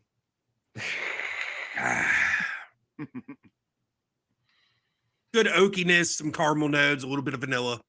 Delicious. My beer tastes like fucking a bar fight. So we're gonna go a little bit on to the tech talk with this one. And Jay, I'm sorry, we're about to see your brain matter come out your ear holes again. It's inevitable. Inevitable. So the first thing I need to ask the company that fucking chartered this shit and made the sub, what the fuck are you thinking using a $30 goddamn fucking Logitech controller to control a fucking submarine? And their name's Ocean Gate, by the way. Ocean Gate. Like, we're talking a machine that's supposed to go down in the fucking water, underwater, to bring people on exploratory missions to see shit. And you're going to use a $30 fucking controller that uses fucking AA batteries. Second, from an engineering standpoint, when your initial fucking pilot or the submarine quits because there's been too many issues with this exact fucking submarine, why the fuck hire a new pilot to man the exact same fucking submarine? Maybe you should fix the fucking engineering issues with the fucking sub before you send the sub back down. Cool. Huh. How about that? Way too many fucking mistakes by the CEO and the leadership in that fucking company that cost people their lives. Now, granted. Right. Well, granted. What the CEO was among them. So that was like, yeah, that's definitely a plus. Yeah. Guess that company doesn't have to fucking worry about bad decision making anymore. Granted, first off, if you have so much fucking money, you can charter a fucking sub to go explore the fucking Titanic. You really need to reevaluate your fucking life choices. There is no such thing as a good billionaire. They should have left it alone. There is no such thing as a good billionaire. I'm just waiting for thing as a good billionaire. No, there isn't. And I'm waiting. I'm fucking waiting. Oh, Brandon, we ain't starting. We're fucking. Oh, we're on it now, bro. Like I'm waiting for fucking James Cameron to decide we're gonna do another movie, and the next one's gonna be Titan, the story of the fucking Titanic sub. I guarantee you he's going to fucking jump on that goddamn cash cow, because goddamn if that's not a cash cow. If I was a producer and a director in Hollywood, I'd make a fucking movie about that stupidity. Look at the story. 5 billionaires in a sub made out of carbon fiber going to see the Titanic. To be fair, there was a 19-year-old kid, but he's like the stepson of something or other, and like he was the stepson of one of the fucking billionaires on the fucking sub. The stepson was at the Blink-182 concert. The actual son of the Middle Eastern. Oh yeah. Oh. So check it out. That's a whole other conversation right there too with the stepson. Oh yeah. Well, and I think what we're getting at here, though, John, you're starting to fritz out just a little bit. Keep an eye on. I'm keeping an eye on it. No, I just wanted to let you know. I'm seeing. Yeah, your network quality keeps dropping, and I'm seeing it. Shit. So, anywho, yes, this is like semi-tragic, and it's tragic in the way that 5 people fucking died. Okay, like we're not denying that people lost their lives here.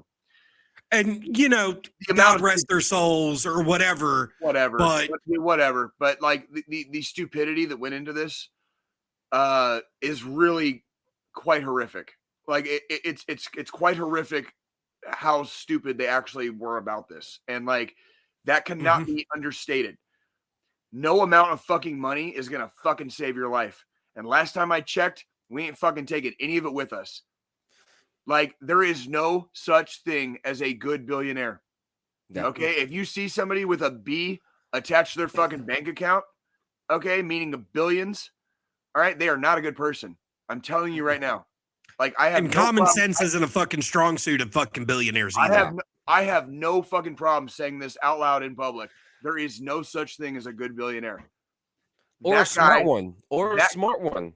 That guy in particular got his just desserts. He got liquefied. Did you see the video of when they were signing the contracts? He was like making a joke of it about like the risks and stuff, and he was like, "Sign me up," like it. Yep. You're bringing people. It's like underwater. First off, go ahead. They should have left that place alone. After they found out that the thing was deteriorating, which it is, the Titanic is going to be gone within the next 100 years. That is correct. Yes. It will not be there. They continue to go down there and mess with the ocean environment that is near it. Now you have a giant piece of metal, a couple of pieces of metal, and bodily fluids at 1600, exactly 1,600 feet away from the actual wreckage itself. They probably didn't even get the chance to even see the Titanic, from what it sounds like. Who cares? Fucking who cares? No, but like, I don't.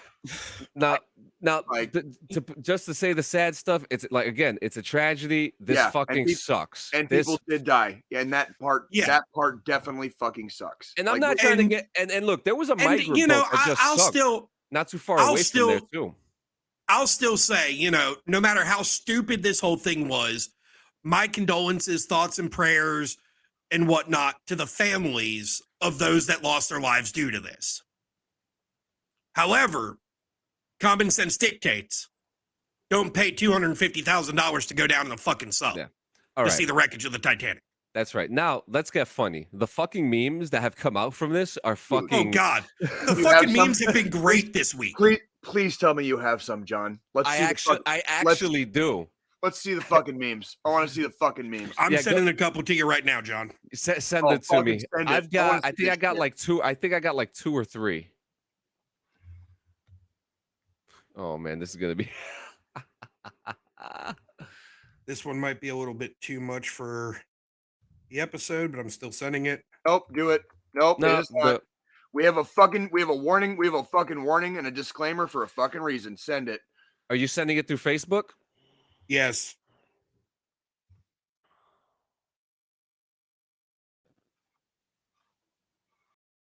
It's just the craziest fucking thing in the world, man. It's so fucking wild to me. All right, here we go. Got an entire fucking folder on my phone at this point. Oh, I fucking love this. I can't wait. I cannot fucking wait. Blow that shit up. God damn. Statue of Liberty. Oh my God. Fucking Dallas Cowboys. Chances of winning the Super Bowl. And you know, the thing is, I shared that one because that's fucking funny, even though I'm a fucking Cowboys fan. I know. It's not your fault. It's not your fault. And they will come back someday. They will. This one may be Hopefully a little wild, but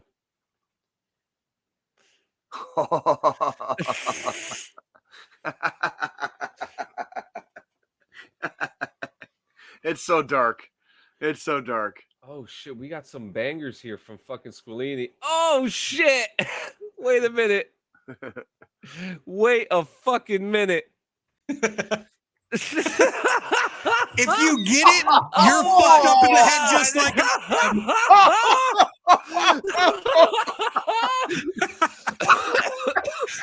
God damn it. No. That's the one. That's the one that I was like, this is a little iffy, but you know what? Oh Fuck it. shit. Holy shit. Oh. Oh shit, Oh my man. God, dude. Dude. Oh shit. We're gonna get assassinated someday, dude.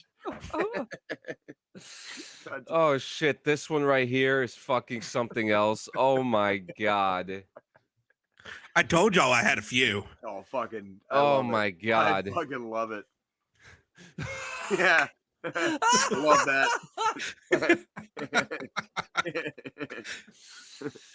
Oh, the next one. Oh shit. Yeah, an orca. Yeah. Oh, by the way, we love you, orcas. We're on your fucking side, okay? We really are. Yep. If you We can totally hear us, are. if you can hear Fuck us, SeaWorld. keep fucking everybody up. Keep doing your thing. Fuck them all up. Oh orcas. man. Oh shit. God, Oh priceless. shit. The last one I have. Here we go. This is probably my favorite one.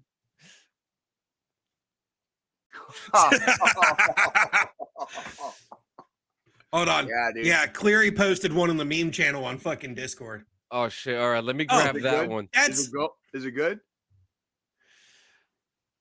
Let's see. Oh my God. wait. No, the one Cleary posted is pretty much the exact same thing that you just shared, but go with the one that Gonzo posted in the fucking meme central section on Discord.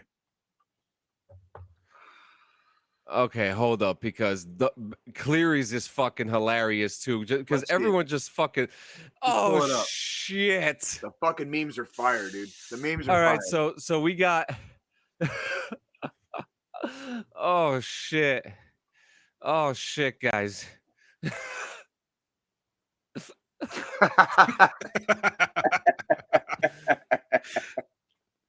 Yeah, dude. Oh man, but this one is gold. God damn it. Welcome to the family. They must be so happy. They must be. I mean, they've been alone down there for fucking years, over 100 years. Over 100, yeah. So Yeah. I mean, it's nice. Oh man, so it's good. Look, it's good to laugh about tragedy. We're veterans. That's just Kind of what we do. Kind oh of man. by the way, what we fucking do. yes, in case you're wondering, us, we in fact are all going to hell. We have all bought our tickets. We are all taking the ride. We are also not scared about it. I'm not and we're just taking the fucking ride. living. I'm the fucking hood ornament on the fucking bus. Oh my god. My god, put me in the fucking passenger seat, please. I need to see the whole thing ride, man. Jay's worry about driving, John's sitting beside Jay. I'm the fucking hood ornament. Listen, Fucking smoking listen. a joint, fucking drinking a beer, fucking while doing 80 down a fucking highway, right? Like, there's cannabis in hell, and there's cheesecake in heaven, and I don't fucking like cheesecake. fucking thank you. Fucking HOOAH. thank you. Oh man, so we got two small news bits and we have one big news bit. The small news bit is actually Army Ranger charged with killing 2 and injuring 3 in music festival shooting. Fucking God. Prosecutors have charged a 26-year-old member of the U.S. Army with killing 2 women and injuring 3 other people at the Gorge Amphitheater at a dance music festival. James Kelly. Oh my God, that's the name of my developer, James Kelly. What the fuck is his rank? It does not say his fucking rank. Keep That's going. fucked I'm up. sorry. Keep reading. So it says here, James Kelly faces 2 counts of first-degree murder, 2 counts of first-degree assault, and 1 count of first-degree domestic violence assault in the shooting at the Beyond Wonderland Festival. He is being held without bail at the county jail. What's interesting about this whole thing is that when he grabbed the handgun from his truck, he loaded the magazine, chambered the cartridge. His girlfriend called 911, was only able to tell the dispatcher that he had a gun before. Hey, Brandon, I got news for you. Fuck cheesecake, bro. Fuck cheesecake. We don't fucking play that shit here. But what if it's pot infused cheesecake? Nope. No, sorry. So I want to get high and eat cheesecake at the same time, though. That's okay. If you like it, you do you. I don't need it. I'm good. That's me right. Me and John are anti. When I go to the Cheesecake Factory, I eat everything except fucking cheesecake. Okay, like this is a HOOAH-esque episode. What's interesting about this whole story is that his girlfriend was calling 911. Never go full HOOAH. Yeah, you're right. While we're talking about a fucking guy from Regiment like massacring people at a fucking festival, yeah, right? So this motherfucker, his girlfriend. I wonder if it tasted like cheesecake. His girl. We're gonna have to go back to DD214 Gaming. Network has been canceled. We've lost the plot, guys. We've completely lost the plot. I'm okay with this. I am totally okay with this format. Like everybody else can suck our dicks for once instead of us. Let's see. Getting butt fucked by the. I have had a Bacardi rum punch, which actually has rum in it. I have had a beer, and I am now on my second glass of bourbon. And we're talking about a guy from Ranger Regiment massacring people at a music festival. Now, can I give you the best while going full HOOAH? The best part of the story. The best part of the story is that his girlfriend started calling the police, and she called the police, but unfortunately, he grabbed the phone and he shot her twice. Goddamn, dude! And also fired at a drone too. Police found them, and the detective shot him, striking him once. He was taken to the hospital, and obviously later shot in his jail. ass too. Yeah, his arraignment was scheduled July 5th, and during the arraignment, a defendant is apprised of their rights and charges presented. He is then required to enter a plea. So this is a very, very nasty thing. Jesus now, fucking Christ, dude. Now that's heavy. That is heavy. Like, yeah, it's a heavy story. And guys, come on, yo, like you are here. If you are in fucking uniform, you're supposed to. What do they say in the Army, Jay? Do the right thing. Do the right even thing. when no one's fucking looking. Yeah. Ain't that right, Joe? That's one of the Army values: integrity. What are the 7 Army values, guys?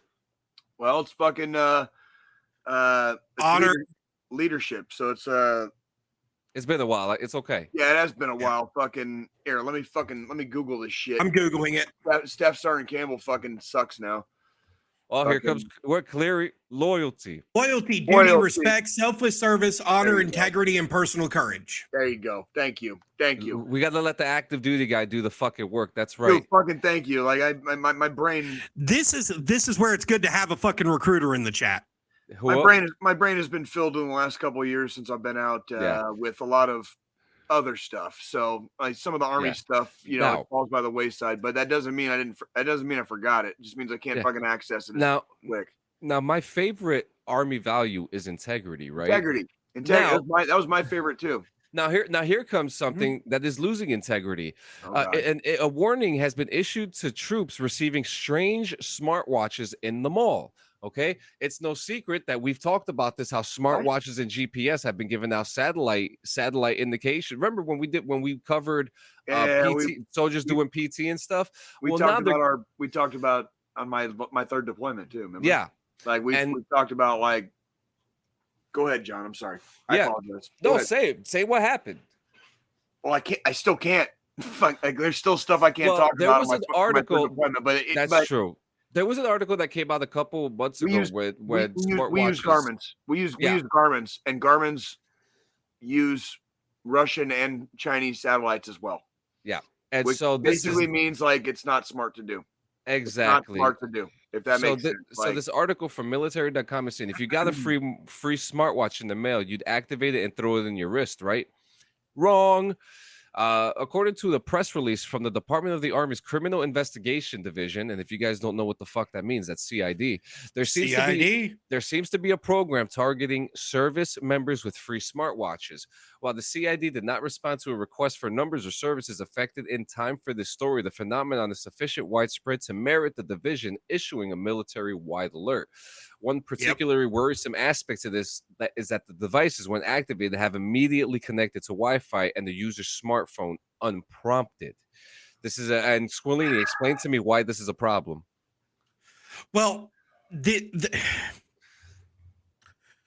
you guys remember when we said like TikTok was going to be a problem because it was owned by the Chinese, and everyone's like, no, it's not a problem.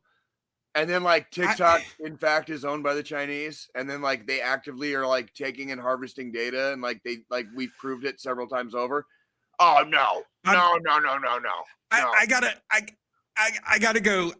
gotta go from a master's in computer engineering technical standpoint on this.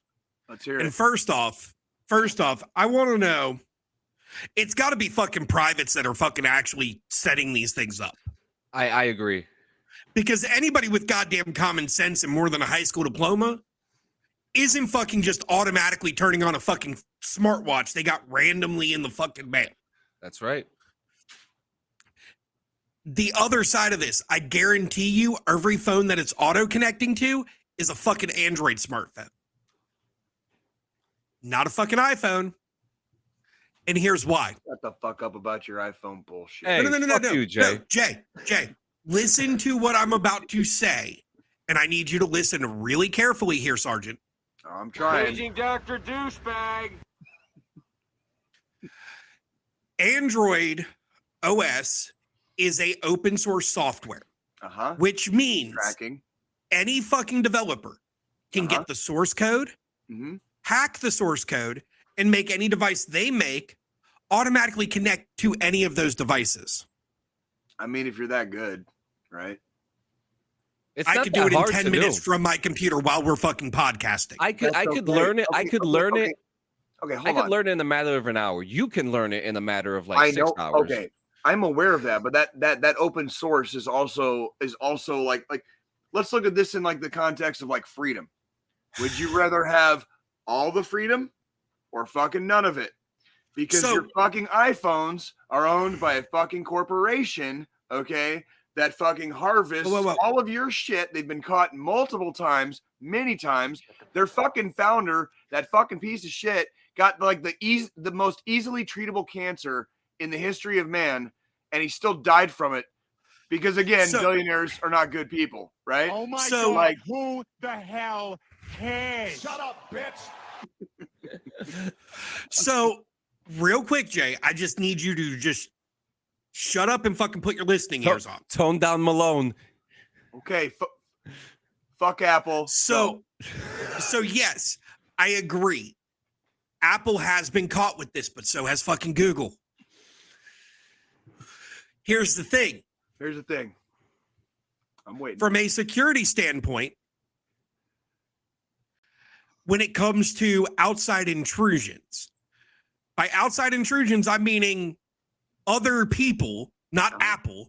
Because yes, I know Apple's fucking released my fucking data a million times. I've gotten a couple fucking checks for it. Believe it or not, I do have a working knowledge of the computer and science industry. My dad was a computer guy. So like, okay. There's reasons I do one thing over another, but I'm listening. So from a current day standpoint, this is more secure than your fucking Android phone. Yeah. I could believe that. Outside intrusions. Outside intrusions. I'm not saying Apple's not still fucking stealing my fucking data as we speak. Yeah, they still have internal issues, you know. Because every fucking company's stealing our goddamn data. The second you sign up for a Facebook account, I can't tell you how many times I've thought about buying a new product for my fucking streaming and podcasting setup. The next day I'm getting ads for it on fucking Facebook. You know how 20 minutes later, I'm getting fucking ads for it on Facebook. My body has been integrated. My body has been integrated with AI. I'm fucked. Like, well, that's your own fucking doing, John. This is a product of the times, and that's.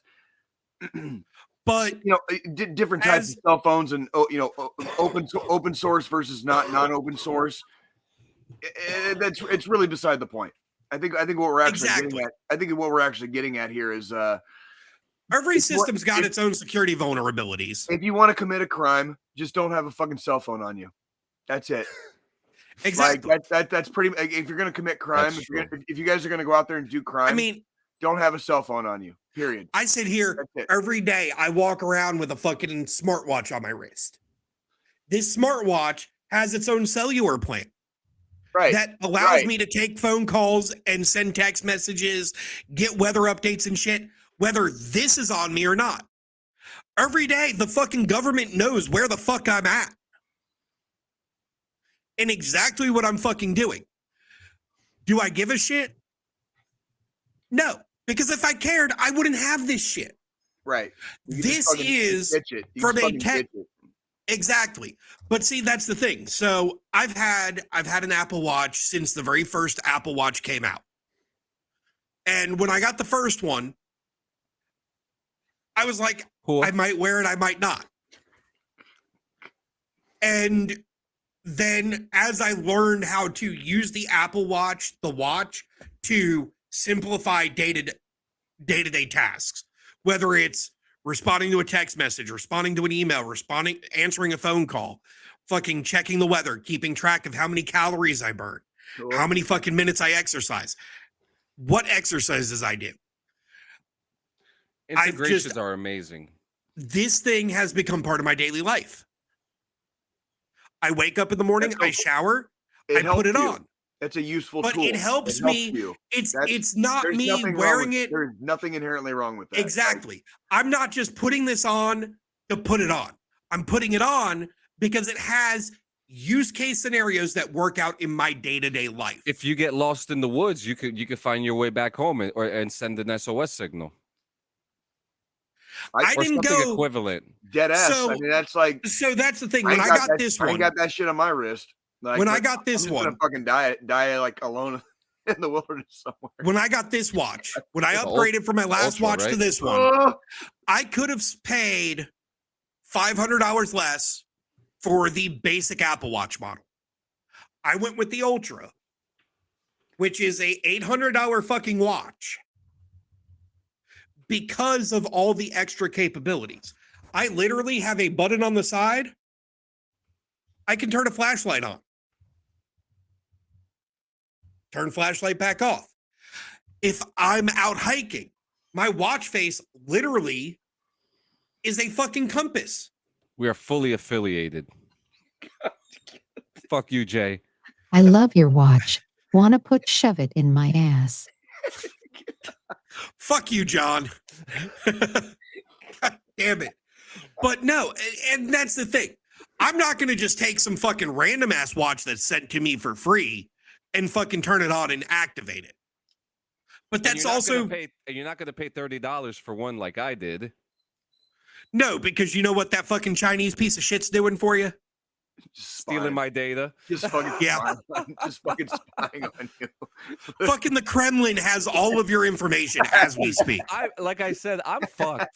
Like I'm completely I'm fucked. They know, they have my address. At least I know. At least what are they gonna do with it? The fucking pussies do. Like they ain't gonna do shit with it anyway. At least I know with my $800 Apple Watch Ultra, the farthest my data goes is fucking California. Damn it. That's not good. That's also not good. like we have to fucking remember that's also not good. Like They shouldn't. I'm not saying it's good, but it's at least not going to the Chinese or the fucking Russians. Okay. I'd rather use the devil I know than the devil I don't. At least fucking Vlad and fucking Kim Jong-un and fucking China don't have my fucking data. Just fucking Tim Cook sitting in his fucking tower at fucking Apple has my data. I'm waiting for Russia to call me for a recruitment call. Do you guys remember several years ago when the DOD got hacked and dude, we got letters in the mail. Like my family got letters in the mail. Like I got one too. Yeah, our data was fucking definitely stolen. Like, and it was like, and the thing is, it was me, my wife at the time, and my 2 children, and all of our data was fucking. Worst part for me was when that happened, I'd been out for almost 10 years at that fucking point. Right. So how were you even like part of that? Right. Yeah. Like I'm sitting here, I get the fucking letter. I'm calling up my VA rep. Like, is this legit? Like, what the fuck? Yeah. Oh, it was legit. It totally happened. And they're like, yeah, totally fucking happened, bro. They got your fucking data. And I'm like, yep. Social security numbers, freaking phone numbers, addresses, fucking associates, like all that. Granted, I will say all of it. Like I will say, whoever decides to steal my fucking identity, you're in for a fucking surprise. Hey, I got something to say too. I'm in Independence, fucking Missouri. Like, if you really, really, really want to come here and try to fuck around, dude, like, have fun. Have fucking fun, dude. Like, yeah. As the patch on my fucking gym bag says, enjoy. Fuck around and find out. Yeah, dude, like, I'm in fucking Greensboro, North Carolina. If you really want to come at me, bro. Nope. You could come at me too. For all of you people, that are unaware, North Carolina. Not on live. John, put it up. Not on live. Gun. It's a BB gun. Oh, you got a BB gun? It's a fucking repeater BB gun. That's cute.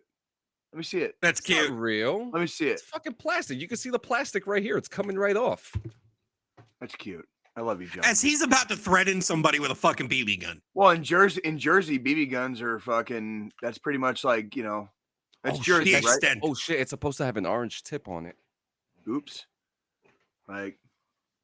Now I'm really gonna get this podcast in trouble. As the fucking ATF fucking knocks on his door in 10. Joe, you probably haven't gone back through the archives. There was an episode where like we pulled out fucking weapons and we immediately took that one down. That was early. Everybody. I don't think John's given me access to the fucking archives. No, you know. You do. So you know how you have the email already? Yeah, you're in already. Yeah. All you have to do is just scroll through the YouTube. Dude, all those old episodes are there. You're gonna have to dive deep on that. No, but he's not lying. There was an episode where there was 2 rifles and like 3 pistols out. Like it was, but it was like a weapon safety class. Like we weren't fucking around. I'm going to. With that being said, I'm gonna backtrack a little bit here to my early days on Twitch. I used to have fucking mounts on my wall in my office that my rifles were on. Right. I had 3 streams back to back get taken down by fucking Twitch. Oh yeah, because firearms in the back there. You display out. You can't. Yeah, you don't want to display firearms, man. Like yeah. And so now it's literally I have, and I'm not pulling a firearm out. I'm just explaining on both my streaming and podcasting desk and my work desk. I have under desk mounts for my pistol. Very nice. That's okay. So that way, and it's right there at my dom hand. It's right there at my dominant hand. So that way, if somebody breaks in while I'm working or, like right now while we're podcasting, because I'm home by myself, the fiance went up to the pool already with the neighbors. If somebody were to break in, I can just reach, grab, turn, pop.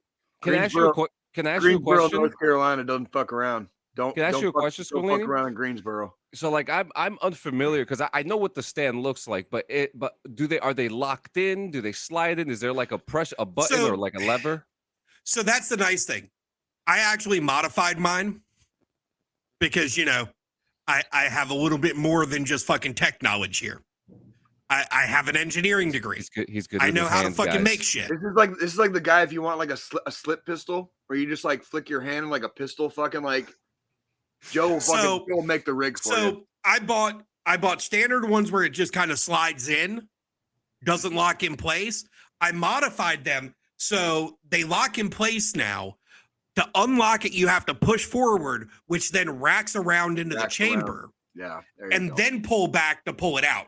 So there never is a live round in the chamber when they're under there until I have to fucking get it. You have to get it out. HOOAH. And then the second I have to grab that motherfucker, I'm automatically loaded.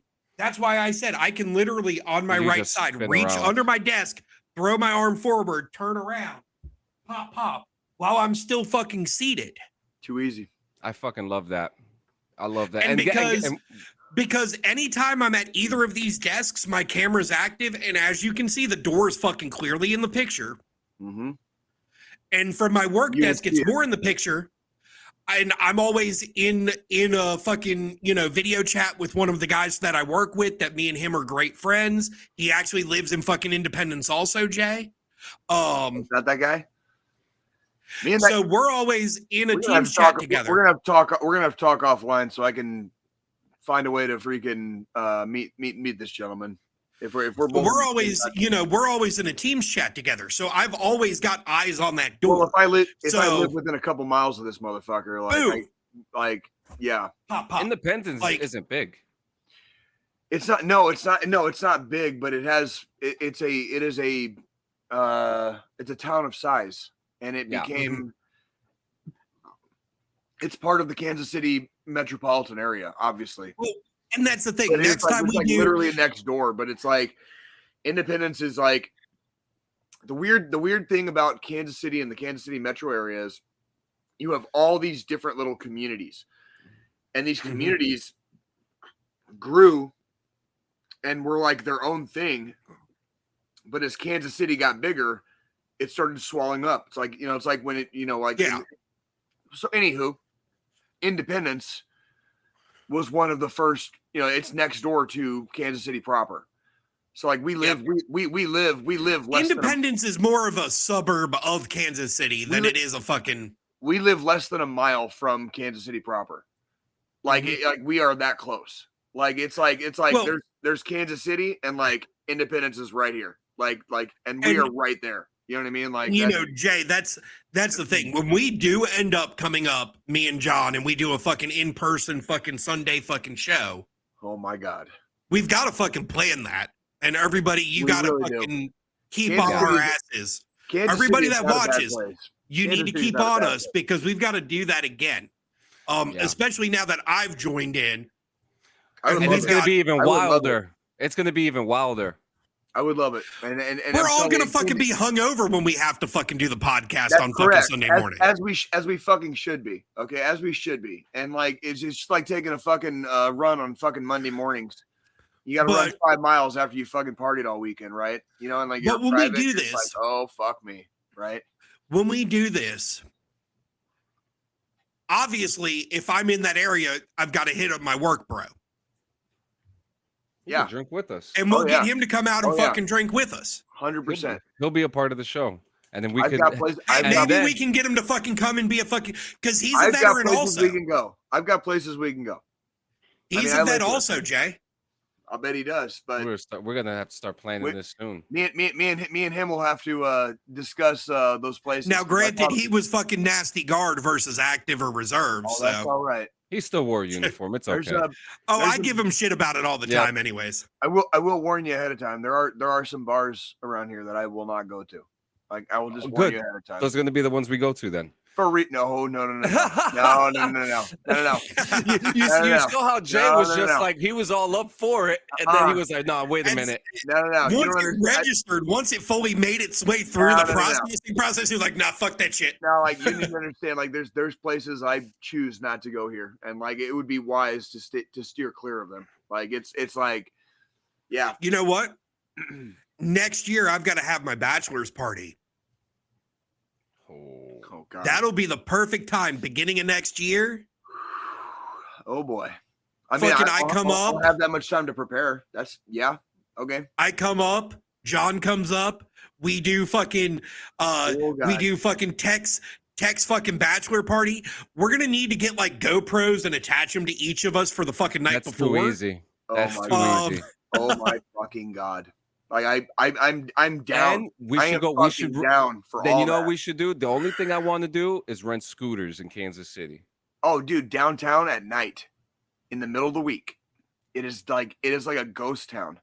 Beautiful. And you can ride scooters and you can like ride through the streets and you're like riding through. It's like riding through Gotham.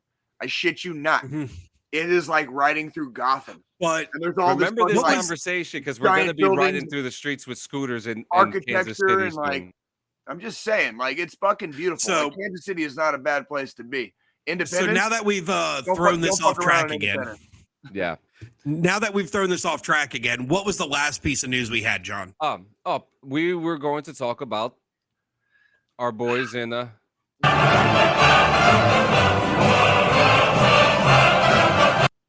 boys yep. So Jay, take the lead. This is your explain to us what happened. So yesterday, and this is probably going back about, I'm going to say probably about 36 hours.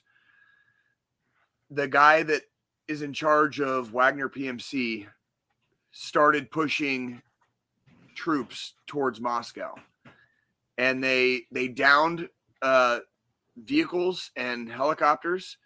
There were definitely deaths like that were incurred. Several freaking towns and cities of maybe some size were occupied. And then apparently about 16 to like 24 hours ago, like a deal was reached.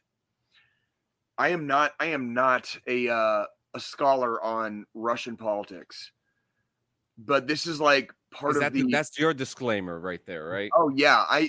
I will not pretend to understand Russian politics, or when you see how crazy everything has been in Russia, since the invasion.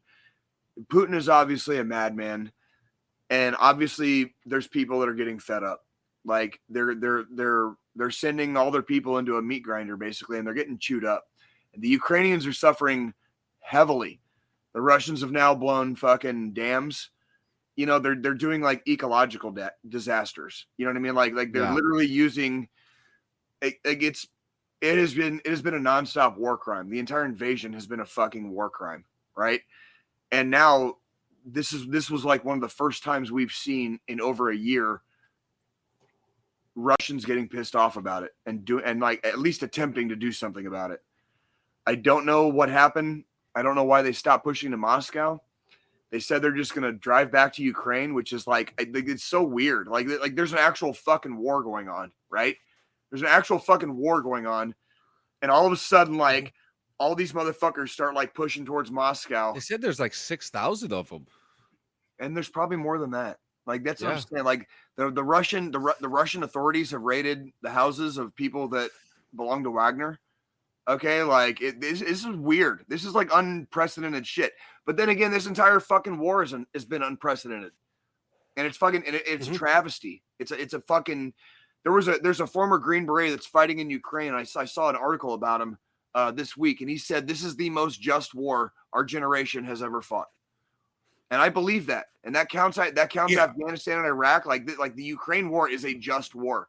Yeah, like they invaded for no reason. And like the Ukrainians have every fucking right to fucking fight back, take back everything that's theirs, and they're going to, and they're doing it.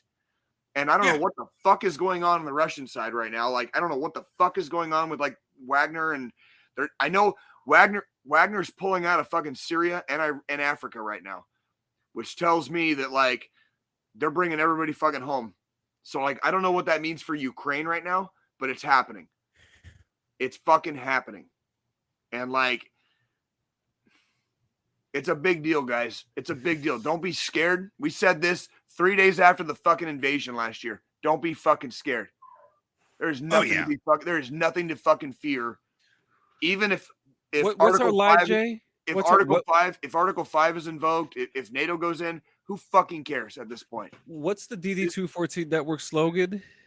You are no longer alone now. No. Because we have you. Because we have you. Because we have you. We're here. When you got that fucking scary ass message and it said fucking no help is coming, expect to self-rescue, we are here. You ain't gonna be fucking Marcus Luttrell with us, dude. Like, we are here. All right. Yeah. Like, there's no lone survivor happening here. No, we've got you. Fuck no. And we know when we're right about shit like Ukraine and Russia. And we were right the whole time. Like, Ukraine has every fucking right to do this. Like it's, and whatever happens in Russia, don't be scared. Whatever happens in Russia, stop being fucking scared of these fucking pussies. They're fucking pussies. Psycho bliat. You're fucking bitches. So like the whole fucking country, dude. Fuck them. I will proudly say that, you know, when all this shit started, being the gung-ho fucking soldier I was, I reached out to several of the organizations that were trying to find prior service, you know, military guys that were willing to go to fucking Ukraine to help. Right. I reached out because I was, you know, an MP. That wasn't quite the fucking background they were looking for at the moment. I didn't get selected to fucking go. But I would hop on a fucking plane tomorrow to go help our brothers and sisters in the fucking Ukraine. Can I get the HOOAH? If I fucking could. If I didn't have my Nikki and my daughters, At this point, if it wasn't for my fiance, I feel guilty. I feel fucking guilty sitting here talking about it and not fucking being about it. Except I have daughters to raise. I have daughters to raise, and I have my Nikki, and like I can't. Here's the way I look at it, though, Jay. At this point, you know, we're showing our support by talking about it, by bringing awareness to the fucking cause every fucking week. As much as because there hasn't been a fucking week since this bullshit started where fucking Russia decided to fucking invade Ukraine for God knows what fucking dumbass reason that we haven't talked about fucking this shit. There hasn't been a single fucking week in over a year since we haven't talked about this atrocity and this downright all of it. This downright display of fucking anti-human rights that has happened in the fucking Ukraine. Yeah. We are with our brothers and sisters in the Ukraine. That's right. Planting sunflowers. Man. Through our hearts and souls. The sunflower fields, dude. The sunflower fields are so thick right now, dude. They're through our hearts and souls, through our thoughts, through our prayers to whatever gods we may pray to. We are with our brothers and sisters in the fucking Ukraine. We might not physically be able to be there because of other reasons, unbeknownst to, you know, for our own personal reasons. We might not be able to fucking be there. If it wasn't for my fiance, for Jay having Nikki and his daughter, for all that shit, we would fucking be in the Ukraine right now, fighting alongside our fucking Ukrainian brothers and sisters. We would be doing something to help out more than just fucking bring awareness to this fucking cause, to the fight. I don't oftentimes feel a lot of guilt or shame. I don't really do regret a lot in my life. You know what I mean? Like, I just accept, you know, if I made a mistake, try not to repeat it, you know, kind of move on. Yeah.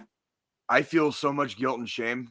Like, sometimes, like, when I think about what's going on there right now, because I can't be there. I got out of the army. I got out of the army because I became a single dad. And like that was what I would still be in the army if that hadn't happened, right?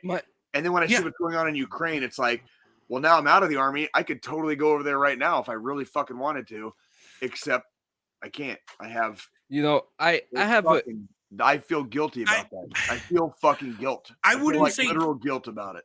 Like, I mean, and that's the thing. Like, you know, we broadcast and we talk and we discuss it. That's not. We try to stay. Yeah, that's not kayfabe. Yeah. We try to stay as far out of politics as we can. Right. Except when it comes and it's like to the fucking Ukrainian war effort. You can't fucking. It's so in your face. You can't fucking ignore it. People are fucking. No. The world is on edge right now because of this shit. The entire fucking world is on edge right now because of it. Why? Because when fucking Russia falls, when they will fall, okay, it's going to happen. Because they will. There's a fucking shitload of nukes over there. Just like when the fucking Soviet Union collapsed. The world shit its pants. The world shit its fucking pants. I know you guys might not be old enough to remember. I fucking do. When the Soviet Union collapsed, the world was shitting itself. Ukraine gave back nuclear weapons. Like, that happened. That was an actual thing. The whole world was shitting itself over the nukes. And I'm telling you guys right now, don't be fucking scared. There ain't nothing to be scared of. No. Whatever happens in Russia, internally, externally, they're going to get their fucking asses kicked and handed to them in fucking Ukraine. Okay? Crimea is going to be, again, rightfully part of Ukraine. Okay? At the end of this. And whatever happens in fucking Russia after they're pushed back to their own borders, okay? Who fucking cares? Fuck them. Okay? Yeah. Fuck them. If Article 5 gets fucking declared and NATO goes in, who fucking cares? Don't be scared. Don't let the fucking fear dictate your fucking life. Exactly. Enjoy yourselves. It's fucking summer. All right? It's going to be summer in Crimea soon in Ukraine. Don't be fucking scared, guys. We love you. All right? Don't let the fear take over. As Jay's shirt says, use the tools of the fucking trade. Tools of the trade, homies. Tools of the fucking trade. And with saying all that, make sure you guys check out www.linktree.com/DD214 Gaming. A lot of stuff says gaming. It's going to be changed. YouTube is not allowing me to change anything until tomorrow. So tomorrow, everything will be changed. And Squilini, you have the final thought today. Yes, I do. So, let me remove the shades here. This is a bit of a, I've had it, as we discussed earlier. This weekend's been a bit rough for me. And if it wasn't for fucking Facebook letting me know that yesterday would have been my mom's 68th birthday, it probably wouldn't have been as rough as it was. We all go through shit. We all have our own fucking coping mechanisms. But if you're feeling down, you're feeling out, and you don't know how to cope, there's people there for you. Whether it's your brothers and sisters you served with, whether it's one of us 3 J's here on the fucking podcast and you just reach out to us via Discord, or whatever way you may find possible, whether it's reaching out to the National Suicide Hotline by texting them at *988 or calling 1-800-273-8255. That's 1-800-273-TALK. There are people there to listen. There are people there to guide you through your tough times. There's ways to cope. There's ways to manage and deal with the pain and the heartache that you're going through. Don't become another one of the statistics. We all are dealing with shit in our own ways. We all deal with it. We all try to deal with it. I understand times get tough, but you've got brothers and sisters out there for you. I cope with, like the loss of my mom. I cope with that by sitting down for an entire fucking day and watching goddamn war movies. Because nothing makes me feel happier than watching a fucking Haji get shot in the head. HOOAH. And we talked about mom and how, yesterday was her birthday, and this Christmas will be 5 years since she passed away. Christmas Day exactly at 10:25 a.m. Next week, well, not this week, but right after July 4th, it'll have been 8 years since Dad passed. He passed away July 12th. So, this time of year and the holidays are rough for a lot of people in their own ways. Some of us veterans, we don't handle fireworks very well. Some of us are just like, fucking blow it the fuck up. Remind me of fucking war. But make sure if you're feeling down and you're feeling out, reach out, contact somebody, because we want to see you here next week. We want to see you in 168. We care about all of you. Whether you come in and chat up with us while we're fucking live, or you just come to watch the shenanigans and laugh your ass off while we're getting drunk and talking shit about fucking Russia. We care. We provide good comedy. We provide real life stories. And we try our best to make sure each and every one of you are back with us 168 hours later. We love all of our viewers, all of our subscribers equally. We don't discriminate. So make sure, if you're feeling down and out, to reach out to somebody that you know will listen. Love all of y'all. See y'all in 168. HOOAH. God damn, Joe. Good job. Fucking Good HOOAH. fucking job. See you guys next week. Love you guys. Gaming's next week, guys. Gaming. Let's fucking do it. Let's fucking do it. Oh, and on the gaming thing, make sure to submit your fucking setups. Yep, I've gotten like 4 of these motherfuckers. We got some more. We got like 2 more today, too.